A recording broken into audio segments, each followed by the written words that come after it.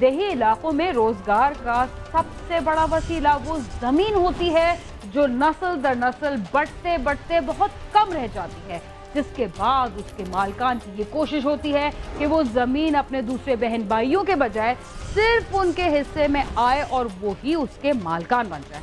मगर वो ये बात कभी नहीं सोचते कि इससे कबल जमीन के इस टुकड़े के ना जाने कितने वारिस थे जो अब मनो मट्टी के नीचे दफन हो चुके हैं और अब उन्हें कोई भी नहीं जानता। वो तो बस यही सोचते हैं कि इस जमीन से ना सिर्फ वो कीमती फसलें उगाएंगे बल्कि इस पर शानदार घर भी तामीर करेंगे और इसी लालच में जमीन के दूसरे हिस्सेदारों के साथ लड़ाई झगड़े के बाद खून खराबे पर उतर आते हैं। याद रहे कि जमीन उसी की होती है जिसके पास हो, लेकिन इंसान के पास इतना वक्त कहाँ कि वो चंद बरसों से ज्यादा उस पर अपना कब्जा जमा सके। आखिर उसे इसी जमीन में दफन होना पड़ता है। बाज़ दफा झगड़े के बायस बनने वाली कीमती अशिया का मसला हल हो जाता है, मगर उसके साथ जुड़ी कुछ मामूली चीजों की वजह से वो तूफान उठता है कि अपने साथ सब कुछ बहा कर ले जाता है। थाना कसोकी के इलाके में एक खानदान के दरमियान 1.5 एकड़ जमीन का तनाजा चल रहा था, जिस पर जिरगे हुए और एक पार्टी के हक में फैसला हो गया, मगर पानी की एक मामूली सी मोटर का तनाजा न हल हो सका, जिससे कोई भी फरीक दस्तबरदार होने को तैयार नहीं था। आइए देखते हैं कि जिद और हठधर्मी का क्या नतीजा निकला।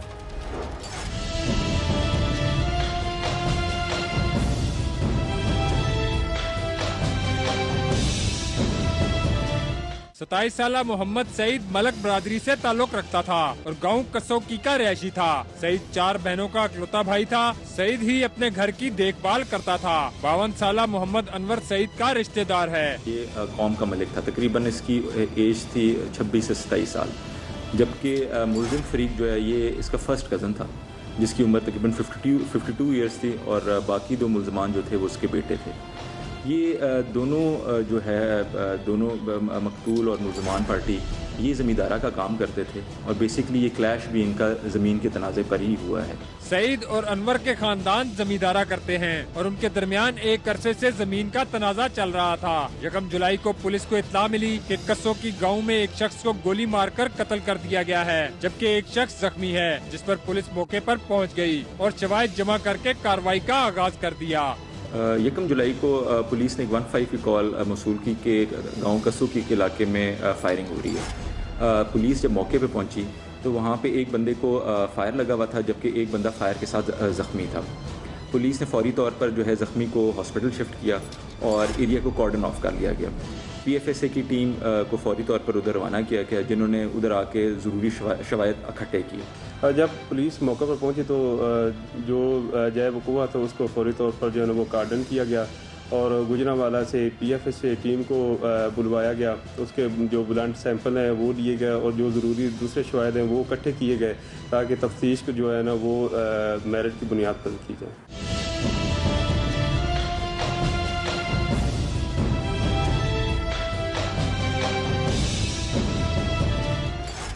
सईद और अनवर की जमीन खानदानी और बंटवारे के बाद उनमें तनाजा शुरू हो गया था। जमीन का फैसला तो हो गया, मगर उस पर लगी मोटर का तनाजा अपनी जगह बरकरार रहा। सईद और अनवर के झगड़े पर खानदानी और इलाके के लोगों की पंचायत बैठी और उसमें फैसला हुआ कि 1.5 एकड़ जमीन का मालिक मलक सईद और उसका खानदान है, इसलिए जमीन उसको दी जाए। दोनों पार्टियों ने इस फैसले को कबूल कर लिया। मामला कुछ इस तरह था कि जो मकतूल है इसकी जो है इनका कोई ज़मीन का आपस में तकरीबन 1.5 एकड़ ज़मीन इनका तनाज़ा चल रहा था, जिसकी वजह से जो है काफ़ी पंचायतें भी हुई, लेकिन कुछ जो है फैसला जो है वो मकतूल के हक में आ गया। जमीन में लगी मोटर के हवाले से भी फैसला किया गया कि मोटर का जो पानी निकलेगा वो अनवर की जमीन में जाएगा, लेकिन सईद ने इसको न माना और फिर मोटर लेने के लिए वहाँ चला गया, जिस पर वहाँ झगड़ा शुरू हो गया। फिर फायरिंग हुई और सईद को गोली लगने से वो मौके पर ही जाँ बाक हो गया, जबकि उसका एक साथी जख्मी हुआ। मकतूल और मुलजिम फरीक के दरमियान ज़मीन का कुछ मामला था। पंचायती तौर पे फैसला किया गया कि जो 1.5 एकड़ ज़मीन है वो मकतूल के हिस्से में है। अब मामला जो था वो मोटर का था। पंचायती तौर पे ये भी फैसला किया गया कि जो ज़राई अराज़ी पे मोटर मौजूद है उससे जो पानी निकलेगा वो मुल्ज़िम फ़रीक के पास जाया करेगा। लेकिन मकतूल इस चीज़ पर अग्री नहीं था और मकतूल ने इसी का चीज़ की ग्रीवेंस में जब वो मुल्ज़िम फ़रीक के पास ले गया तो वहाँ पे इन लोगों का आपस में क्लैश हो गया और उस क्लैश के नतीजे में एक बंदा मर गया और जो मुल्ज़िम फ़रीक है उनका एक बंदा ज़ख्मी। पानी का इनका तनाज़ा है, इन्होंने ज़िद की है जाके कि हमने पानी लगाना है। उन्होंने कहा कि हमने ये मोटर हमारी है, हमने पानी लगाने नहीं देना। इस वजह से मौका पर इनकी कशीदगी बढ़ती गई है और जो लड़ाई झगड़ा जो हाथापाई से वो फायरिंग तक चला गया।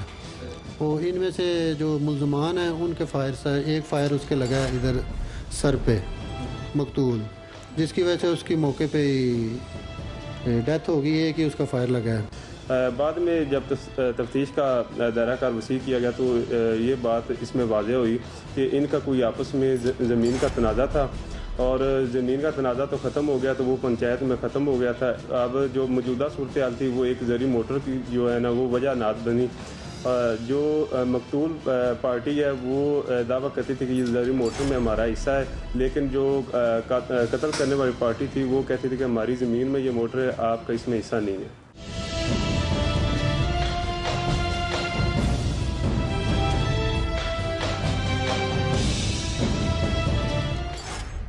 कत्ल के बाद मुल्जिमान मौके से फरार हो गए थे, लेकिन पुलिस ने अनवर और उसके बेटों के खिलाफ मुकदमा दर्ज करके उनके खिलाफ कार्रवाई का आगाज कर दिया।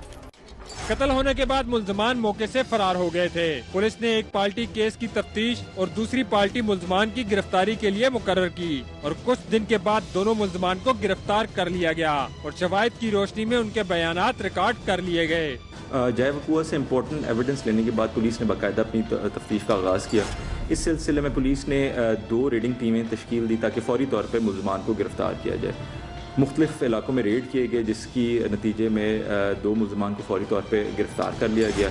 इंशाल्लाह जो है ये तफ्तीश का अमल अब बाकायदा तौर पे स्टार्ट है और बिल्कुल मेरिट पर तफ्तीश की जाएगी। सईद और अनवर दोनों आपस में करीबी रिश्तेदार थे और रिश्तेदारों में झगड़े हो जाते हैं, लेकिन खानदान के बड़े मिलकर मामलात को हल कर देते हैं। इस मामले में ऐसा नहीं हुआ और नौबत कत्ल तक पहुंच गई। इसमें ये कि कातिल और मकतूल बहुत करीबी रिश्तेदार थे।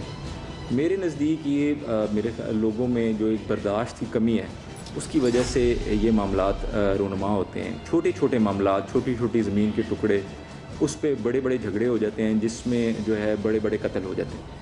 तो इसमें मैं यही कहूँगा कि वालिदैन को बड़े जो आपके गांव के बड़े हैं उनको अपना किरदार अदा करना चाहिए। ऐसे मामलात में फ़ौरी तौर पर पुलिस के आने से पहले उनको इंटरवीन करना चाहिए ताकि इन चीज़ों को सुलह सफाई और अच्छे तरीके से हल किया जा सके। अगर लोग इस बात को समझ जाएं कि जिस चीज पर वो झगड़ा कर रहे हैं उस झगड़े में उनकी जान चली जाएगी या वो सारी उम्र के लिए जेल डाल दिए जाएंगे और उस चीज पर लोग काबिज हो जाएंगे तो शायद ऐसे वाकयात पेश न आए। रिपोर्टर बिलाल अकबर और कैमरा टीम के साथ नईम जंजुआ, समा, हाफिजाबाद। जो अफराद बाहमी इख्तिलाफात को बातचीत के जरिए हल करने पर कायल नहीं होते, हमारे ख्याल में उनमें सूझबूझ की कमी के साथ सब्र व तहम्मुल की भी कमी होती है। इसीलिए जल्दबाजी में अच्छे और देरपा फैसले के बजाय वो ऐसा कदम उठाते हैं जो उन्हें फायदे के बजाय नुकसान ही पहुंचाता है। प्रोग्राम क्राइम सीन में वक्त हुआ एक मुख्तसर से वक्फे का, जिसके बाद हम दोबारा आपके साथ होंगे। तब तक आप समा के साथ रहिए।